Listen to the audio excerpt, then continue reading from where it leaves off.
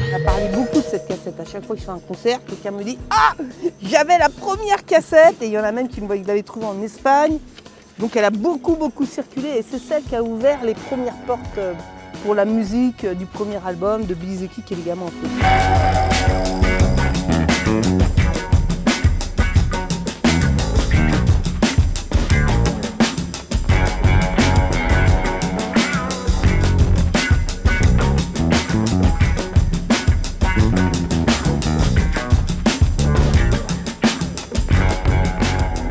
Bonjour et bienvenue dans À la Rennaise, l'émission du Mensuel de Rennes et du Télégramme où on va prendre l'apéro tous les mois avec des artistes rennais. Et aujourd'hui, on reçoit Nathalie Cousin, alias Billy the Kick, connue entre autres pour sa chanson Mangez-moi, mangez-moi. Bonjour. Bonjour tout le monde. Alors aujourd'hui, on est à la guinguette Georgette, au bord des étangs d'Apigné. Pourquoi est-ce que tu as choisi ce lieu ? Alors j'ai choisi ce lieu, bon déjà parce que c'est un lieu bucolique, moi j'ai une grande histoire d'amour avec la nature, les arbres, je me suis souvent baignée là-bas avant de changer un peu le spot de l'autre côté. Et puis je viens boire des coups des fois de temps en temps pour voilà, quand je donne des rendez-vous c'est un peu ici, c'est bucolique. Et puis j'ai découvert que voilà, ce lieu-là récemment s'était transformé en guinguette. Et ça c'est cool parce qu'il y a vachement, il y a un essor, il y a une éclosion de guinguettes en ce moment. Et je trouve que c'est bien d'en parler, de célébrer, n'est-ce pas, avec les oiseaux et les lapins. En parlant de célébration, il y a 30 ans, la France découvrait une chanson rennaise mais complètement barrée, qui parlait ouvertement de drogue, enfin de champignons hallucinogènes. Non, ne fais pas l'innocente, c'était mangez-moi, mangez-moi, et là, paf, tube de l'été, 94, on ouvre les portes de la perception. Alors, à quel moment, avec tes copains, tu te rappelles, quand tu t'es dit, allez, on l'a fait, cette chanson complètement délire ?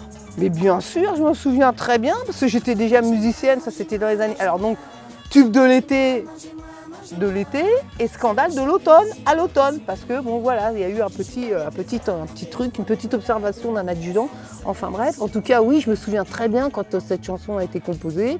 À l'époque on écoutait beaucoup de musique plutôt Frenchy quoi, hein. Et à l'époque il y avait, voilà, j'écrivais des petites chansons et j'avais ma petite bande de gens que je fréquentais, on était très branchés sur les jeux de rôle, les jeux en général, les jeux. On n'avait pas la télévision, déjà à l'époque, on se disait non, on va arrêter de se faire conditionner, on va essayer de penser par nous-mêmes. C'était très dur, on n'a pas l'habitude, mais bon bref. Donc oui, effectivement, et donc alors j'écrivais des chansons, plein de petites chansons sympathiques. Et puis entre-temps, j'allais un petit peu faire le rituel breton, d'aller dans les champs et puis d'aller chercher ce qui pouvait alimenter ma quête spirituelle, notre quête spirituelle. Oui, vous étiez hyper influencé par le chamanisme, autant que le situationnisme. situationnisme. Le chamanisme brocéliande, mais même rien que toutes les légendes du roi Arthur et tout ça. J'étais très branchée là-dessus, moi. C'était toute la nature, un esprit, même une épée peut s'enlever si la personne elle est adéquate. Voilà, moi j'étais très branchée sur les légendes de Brocéliande et le druidisme et ces petits outils qui nous permettent de rentrer en contact avec une autre réalité que celle-là de la matrice, quoi. Donc Mangez-moi, chanson autobiographique en quelque sorte, et qui est toujours écoutée aujourd'hui d'ailleurs. Hein, c'est un classique grosse de la vibe nostalgique française. Voilà, moi après 30 ans de carrière, voilà, je découvre que cette chanson est devenue un classique de la chanson française. Super, merci beaucoup. Et qu'en plus, l'album dans lequel elle se trouve, c'est devenu un album culte. Donc c'est ce que je te disais tout à l'heure, quand je fais mes concerts, on me dit, voilà, l'effet concert, c'est la Madeleine de Proust. Ça veut dire que les gens, ils sont transcendés par leur mémoire de l'époque où ils écoutaient toute cette chanson et ils partageaient cette espèce d'ambiance qui est dans Mangez-moi, OCB, Jean Michmuche et tous les petits classiques que les gens aiment bien entendre. Oui, parce que tu parles d'album, faut pas oublier qu'il y a eu d'autres morceaux, il y a eu OCB, voilà. Même si Mangez-moi a un petit peu, occulté le reste, mais toi tu as continué ta carrière, tu as sorti d'autres disques derrière, avec des chansons très orientées féministes par exemple. Un peu, voilà, le dernier album est très orienté, enfin celui d'avant j'avais fait quelques mots pour calmer les machos, mais le dernier album qui s'appelle Artémis Révélation, oui, je l'ai fait comme un booster d'énergie féminine. Voilà, donc c'était un petit peu avant Balance ton porc et tout ça, je me dis bon ben voilà, j'ai participé à ma manière.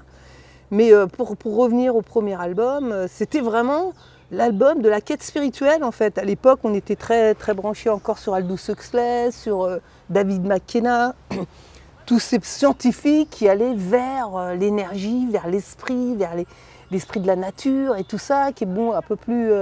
voilà, que c'est plus facile à comprendre que les grands mathématiciens comme Pythagore et compagnie, tu vois. Voilà, moi, ça me parlait énormément. J'ai toujours, depuis le début, je me dis, mais qu'est-ce que je suis venu faire sur cette terre? Voilà. Hein.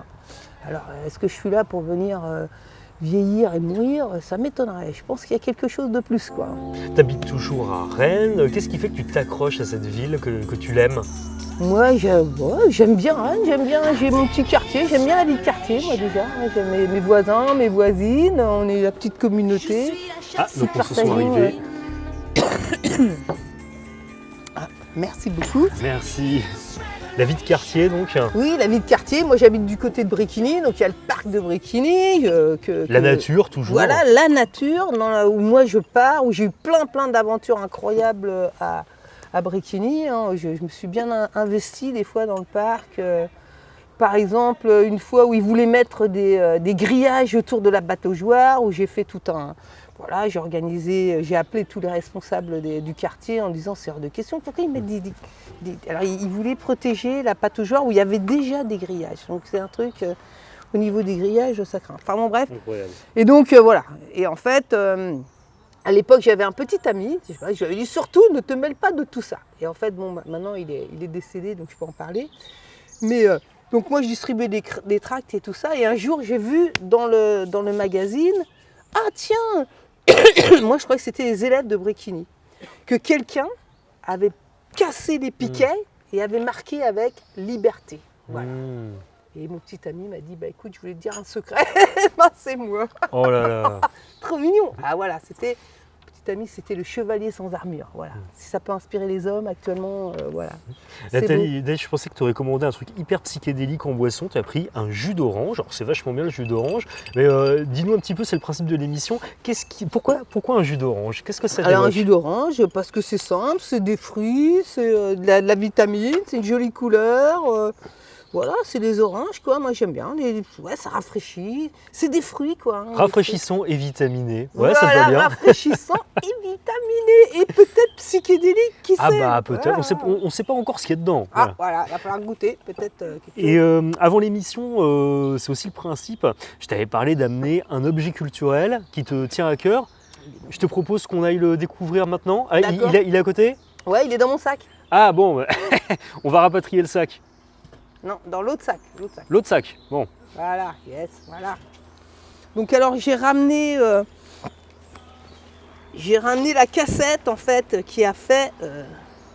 voilà, la Là, il y a cassette, tous nos jeunes auditeurs qui se disent mais qu'est-ce que c'est qu'une cassette? Ah oui, la cassette c'est ça, tu vois, bon voilà, tac, avec des petites diableries dessus. Voilà, ça c'est la première cassette. Les gamins en folie. Oui, alors il y a voilà. donc le chant du psylo qui est le premier titre et ça s'appelait originel pas de Mangez-moi. Mangez-moi. Ça c'était la première cassette qui Voilà. avait circulé dans le monde des initiés, c'est-à-dire des gens qui savaient de quoi il s'agissait. Et donc voilà. Et moi on en a parlé beaucoup de cette cassette. À chaque fois que je fais un concert, quelqu'un me dit « Ah, j'avais la première cassette !» Et il y en a même qui l'avaient trouvée en Espagne. Donc elle a beaucoup circulé et c'est celle qui a ouvert les premières portes pour la musique du premier album de Billy the Kid et les gamins en folie. Les premières portes de la perception. Exactement, les portes de la perception Voilà, qui sont devenues les volets de montre bien à la perception. caméra parce que le graphisme est super génial. Voilà. Voilà. Bon, c'était des petits diablotins à l'époque, on était très branchés Speedy Graffito et compagnie. Maintenant, je dirais pas que je ferai encore la même chose avec tout ce qui est satanisme et tout ça. Bon, voilà. Mais voilà, Qui est-ce c'était qui a fait le l'époque. graphisme? C'était Seb, c'était un ami. Voilà, là vous voyez, le diable il s'ennuie un peu, il a ses petits diablotins autour. Maintenant je dirais qu'il s'ennuie plus du tout. Ah oui, Il a beaucoup de travail. Hein. C'est vrai qu'il a l'air un peu blasé. Ouais, là, bon, il s'ennuie, mais bon, voilà. 30 ans après, il s'ennuie plus du tout. Je peux le dire. Merci beaucoup Nathalie, c'est déjà l'heure de se quitter malheureusement. D'accord, ok. Et quant à nous, on se retrouve le mois prochain pour un nouvel apéro avec des artistes rennais dans À la Rennaise. Merci beaucoup.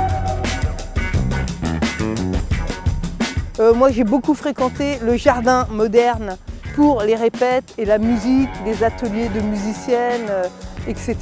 Ainsi que le jardin de poche, qui est un petit peu plus au nord de Rennes, je ne sais pas si vous voyez où c'est, pour tout ce qui est planté chez soi, avoir son petit potager. Moi je suis près du parc de Bréquigny, n'est-ce pas? Donc le parc de Bréquigny, il m'est arrivé beaucoup de choses. C'est un lieu que j'aime bien fréquenter, où je peux marcher pieds nus pour me ressourcer. Il y a le lieu de la bascule, que moi j'aime bien, dont je suis la marraine, c'est pour ça aussi que j'en parle, avec un système de Ubuntu, qui est un petit peu un échange de procédés, qui ouvre vers 5 h du soir, je pense, jusqu'au soir, avec des DJ, avec des jam sessions. Ah oui, je vais terminer par le CCBR, le centre bouddhique rennais, donc j'ai été la vice-présidente pendant quelques temps, où il y a beaucoup de conférences au sujet, toujours pareil, de la quête spirituelle. Il y a des séances de méditation, zazen, vipassana que moi je pratique, shambhala. Il y a beaucoup de gens très sympathiques. Donc voilà, aussi le CCBR de Rennes, rue des Veillettes.